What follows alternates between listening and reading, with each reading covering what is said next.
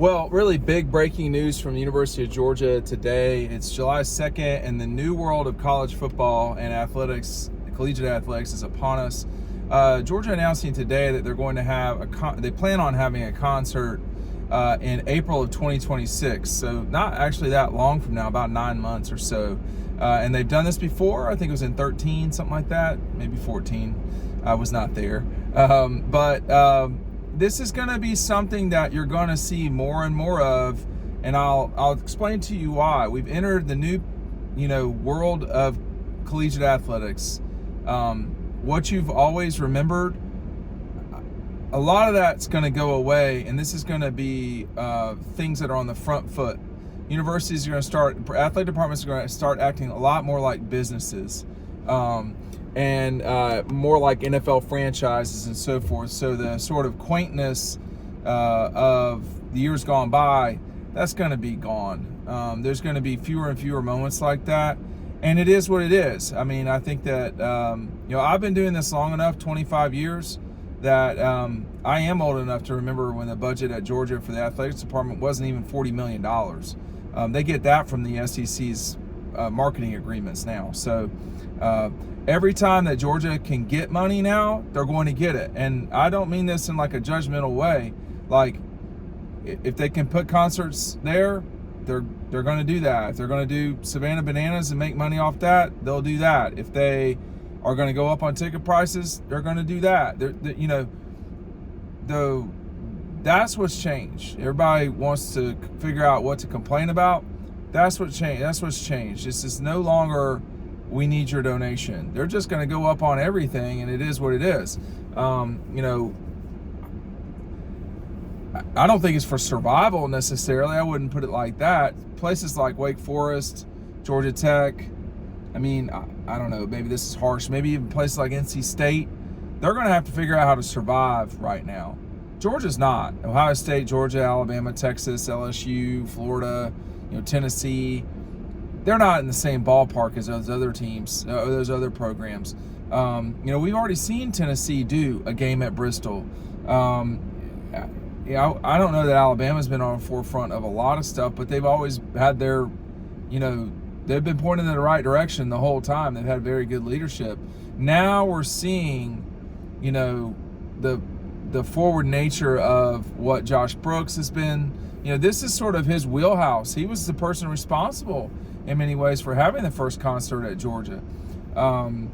If you want a new track facility so that football can spread out, you're talking about a track program that has won the national championship in women's just now and not that long ago in men's. If you want a new third baseline facility for baseball, not just for people to be able to watch, but for guys to be able to train there. If you want, point blank, to win national championships, this is the sort of behavior that you're going to see from the institutions. They view it as, we've got to stay ahead of everybody else. This is not the same as the NFL, because there are particular rules with the NFL, and everybody's not necessarily playing from the same sheet of music in collegiate athletics. There's a lot still left to be kind of figured out. So whereas, Arthur Blank and the Falcons can do particular things and they can't do others, there's a lot of stuff that we've just not settled on in college sports. And the way that the Big Ten looks at things is slightly different than the way that the SEC does, and Big 12 and ACC and so forth. So Georgia's not going to want to get behind Ohio State, Texas, Ohio State, Michigan, USC, Notre Dame, people not in the SEC. In the SEC, the schools are not going to be markedly different in the way that they attack things. But I want to say, too, that, Georgia for a long time was a very conservative operation. And they were conservative with money, but just the way in which they acted has always been slow, plodding, to me, that hurt them a lot. Kirby has shaken things up, and it's not just Kirby, but a lot of things have changed. Collegiate sports have changed, and Georgia's had to adjust the way that they're doing things and become more competitive in basketball and, do things in football that, I mean, when Greg McGarity started the McGill Society, that was a real weakness at Georgia, was fundraising compared to their peers. I mean, Kentucky is in the SEC. South Carolina and Kentucky are not Georgia's peers. They are mid-level SEC schools. They are not Georgia, Florida, Tennessee, Alabama of the world, of the ability to raise money and large fan bases. And Georgia was about where Kentucky and South Carolina were on the fundraising part of things. They didn't have the money they needed. They had the brand, but they weren't doing what they needed. Now you're seeing, what is this, 10 years after McGill? Now you're seeing everything fast forward the way that it was, the way that had been, really should have been the whole time for Georgia is, if you're, okay, we're going to be committed to Foley, let's make it the nicest Foley you can possibly be. We're going to be committed to segment, let's make it the nicest segment you can possibly make it. Same thing with Sanford Stadium, that's obviously not changing. So let's make it the nicest fan experience and so forth. What all these folks are concerned about, whether you're Josh Brooks or Jerry Moorhead or who else, is what I would be concerned about if I were them is as follows. In some ways you've got the easy money. The easy money is the same money that's going to Mississippi State and Arkansas. That's the revenue from the Southeastern Conference agreements with Disney. The difficult money is all the rest of this stuff. Georgia has a higher ceiling for the difficult money. They have a larger fan base than everyone, not everyone. They have a wealthier fan base than probably anybody that's not Texas, Ohio State. And I hear about Texas A&M. No, I mean, I think people don't quite know what they're talking about on that front. But anyway, let's just say those schools,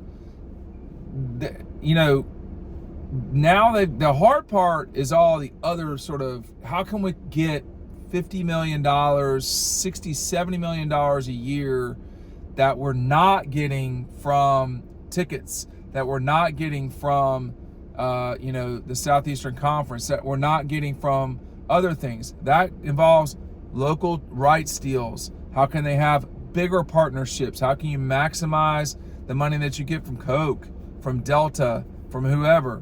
And the short answer is, you got to go win. You also got to have, the little money can add up to, it's all of it. So winning solves a lot of problems, but you can't squeeze out tens of thousands of donors and fans to give better experience. They get a better experience watching on television.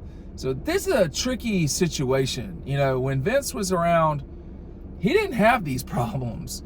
He had to worry about getting people into the stadium. Georgia's not had a game not sell out since the Coastal Carolina game, I think in 2011. I mean, and even that game was won in the meat of a sandwich of 100-something games on one side and 100-something games on the other. So they've always been selling out. That's not a challenge, really. What the new world of athletics is the maximization of the brand, and we're going to see that more and more over time too, and that's Georgia's prerogative. But I think the one worry I would have is, how do you maximize your revenue without aggravating your fan base? I live in that world. I know what that's like. It's a tricky thing. Because what's good for the entire fan base is not always best for your sort of hardcore fan base or your donors. It's a tight walk. I mean, it's a tightrope walk. Is that the term? So the concert, who would I like to see? I'll be very simple. Josh, go get REM. I mean, they've not played. They're from Athens. I know they're not necessarily Georgia football people, but you're talking about one of the greatest bands in rock and roll history that's from there. They've not played a set, I don't think, a legitimate set in 25 years. I think it's probably too late for Oasis, but I would figure out if you could get Oasis. I think people like the Stones, Taylor Swift, anybody that's going to fill up that facility, that's who I'd go get. I mean, I would think somebody like Garth Brooks could do that now, but he could back in the day. But I mean, the simple answer is REM and make it happen. The problem with that is getting REM to do it. I mean, that would be tricky. Getting the Stones to do it, I don't think would be so hard. And getting, I don't know what Taylor Swift's situation is in terms of touring and so forth. I know the situation with the Stones, they are always touring. I would also throw out there Dave Matthews. I don't know if they would get 60, 70,000 people. They consistently get 30,000 people. I think REM would be where I would go with it. And there's no bigger star than Taylor Swift, but I don't know her tour situation. I look forward to the comments for those of you who don't like any of those artists. I don't care. That's not the point. The point is to create revenue through using the stadium and getting exposure that way. I think it's smart. I had this. I've talked about this many times. I've said this to the basketball people. I would figure out how to play a home game in Sanford Stadium for basketball. I'd just figure out how to do it right by the hedges. I would play Georgia Tech. I would figure out how to do that. I've talked with a lot of people through the years at basketball. A lot of head coaches have come and gone, but there should be a game in Athens that's not at Stegman, a marquee game. It's probably too cold on MLK, but there's a lot of other things that you could do with the stadium too, not during football season. I think that would be a really fun situation. And you could, if you can play games at the Georgia Dome, and they did for a long time, you can play in Sanford Stadium between the hedges. I don't think it's asking too much. I think it would be very curious to see and watch. But that's another thing that I would figure out how to do as time goes on. But this is another big moment at Georgia. We'll see what Georgia does. I mean, again, I would get REM. If you can't get REM, I mean, REM is what makes the most sense. If you don't know who REM is, I would say I'm about to lose my religion with you. Thanks, bye.